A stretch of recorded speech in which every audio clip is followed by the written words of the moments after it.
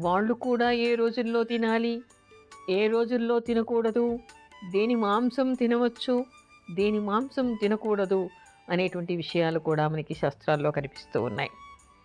అది ఏమిటి అంటే, ఎవరైనా తినేటువంటి వర్గం వాళ్ళైనా సరే బలవంతంగా దాన్ని చంపేసి తింటూ ఉంటారు. అంటే దాన్ని హింస చేయటమే కదా! చనిపోయిన తర్వాత ఎక్కడెక్కడో దాన్ని వేలాడతీసి దాన్ని కొనుక్కొని తింటూ ఉంటారు. అసలు ఒక విషయాన్ని గమనించాలి.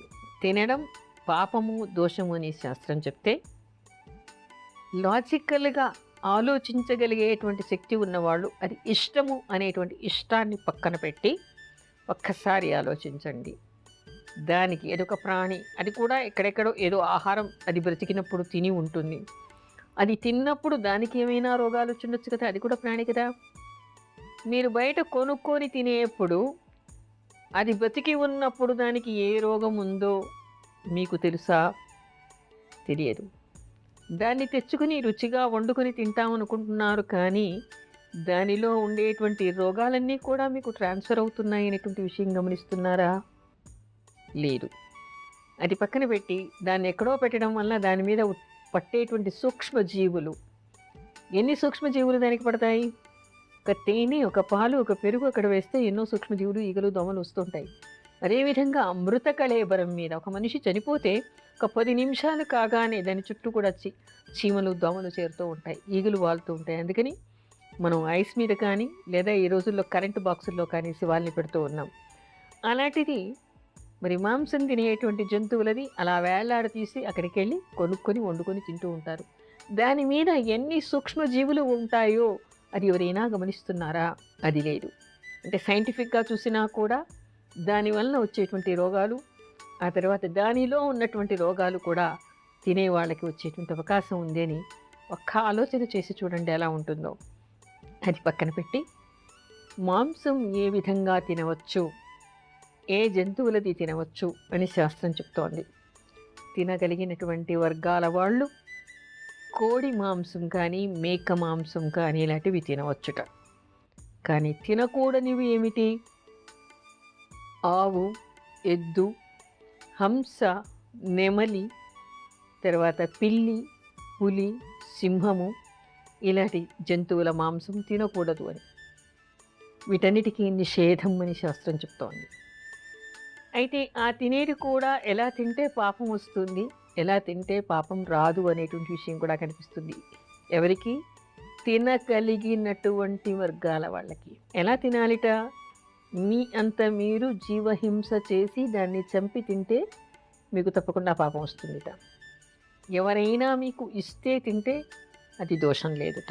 ఆ దోషం కూడా ఏమిటంటే మేము కొనుక్కొని తింటాం కదా! మేము చంపటం లేదు జంతువుని ఇంట్లో మేము బయట కొనుక్కొని తింటున్నాము అంటారు. ఆ తినేది కూడాట వండుకొని మీ ఇష్ట దైవానికి, మీ పితృదేవతలకి నివేదన చేసి మాత్రమే దాన్ని తినాలిట. ఆ తర్వాత ఏ రోజుల్లో మాంసం తినకూడదు, ఏ రోజుల్లో దాన్ని నిషేధించాలి, దాన్ని పాటిస్తున్నారా? ముఖ్యంగా ఆదివారం రోజు మాంసం తినకూడదు. చాలామంది హాలిడే కదా! జాలీడే. అందుకని ప్రత్యేకంగా ఆ రోజు మాంసం తెచ్చుకొని చాలామంది తింటూ ఉంటారు. కానీ శాస్త్రం ఏం చెప్తోంది? మీరెవరైనా నేను చెప్తున్నానని అనుకోకండి. నేను ఒక్క అక్షరం కూడా సొంతగా చెప్పను.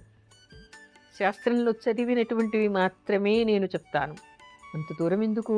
చాలామంది ఈ రోజుల్లో చదువుతున్నారుగా. సూర్యాష్టకం చదవండి మీకు తెలుస్తుంది. ఎవరు ఆదివారం రోజు మాంసభక్షణ చేస్తే వాళ్ళకి రోగాలు వస్తాయని, దరిద్రం వస్తుంది అనేటువంటి విషయం కనపడుతుంది. అది సప్త మహారోగాల్లో ఏదైనా వచ్చే అవకాశం ఉంటుందని సూర్యుడి శాపం అది. ఆ రోజు తినకూడదు అంటారు. మరి ఆరోగ్యం భాస్కరాదిచ్చేతన్నప్పుడు సూర్యాష్టకంలో ఆదివారం మాంసం తినకూడదు అని ఉన్నప్పుడు, ఆదివారం తిన్నప్పుడు ఏం జరుగుతుంది? రోగాలు వచ్చే అవకాశం పెరుగుతుంది కదా! అది పక్కన పెట్టండి. ఇంకా ఏ రోజుల్లో తినకూడదు? మూలా నక్షత్రం ఉన్న రోజు, మృగశిర నక్షత్రం ఉన్న రోజు, ఉత్తరాభాద్ర, పూర్వాభాద్ర నక్షత్రాలు ఉన్న రోజుల్లో మాంసం తినకూడదు. అంతేకాకుండా సంక్రమణం. సంక్రమణం అంటే రవి ఒక రాశి నుంచి మరొక రాశికి మారే రోజు. ఆ రోజు సంక్రమణం, మాస సంక్రాంతి అంటూ ఉంటాం. అలా ప్రతి నెల ఒకసారి మాస సంక్రమణం రోజు కానీ, మాస శివరాత్రి రోజు కానీ, ప్రతి నెల అమావాస్య ముందు వచ్చేటువంటి చతుర్దశి మాస శివరాత్రిగా చెప్తాం. ఆ రోజు కానీ, అమావాస్య రోజు కానీ, దశమి, ఏకాదశి, ద్వాదశి తిథుల్లో కానీ, లేదా పండగలు, నవరాత్రులు, లేదా ఏదైనా దీక్షా కాలంలో కానీ, పుణ్యక్షేత్రాలకు వెళ్ళినప్పుడు కానీ, దైవ దర్శనం కోసం వెళ్ళినప్పుడు కానీ మాంసాహారం తినకూడదు అని మనకి శాస్త్రం చెప్తోంది. అంతేకాదు పెళ్ళిళ్ళు, శుభకార్యాలు, గృహప్రవేశాలు చేస్తూ ఉంటారు. అలా చేసినప్పుడు అలాంటి సందర్భాల్లో కూడా హింస పనికిరాదు. మీరు ఒకదాన్ని హింసిస్తే మీరు దానికి మళ్ళీ హింసకి ఎదురుగా గురి కావాల్సి వస్తుంది. అందుకని వీటన్నిటిని కూడా గమనించి వేటిని తినకూడదో వాటిని మానేసి ఏ విధంగా తినాలో ఆ విధంగా తింటే వాళ్ళకి దోషం ఉండదు అని శాస్త్రం చెప్తోంది.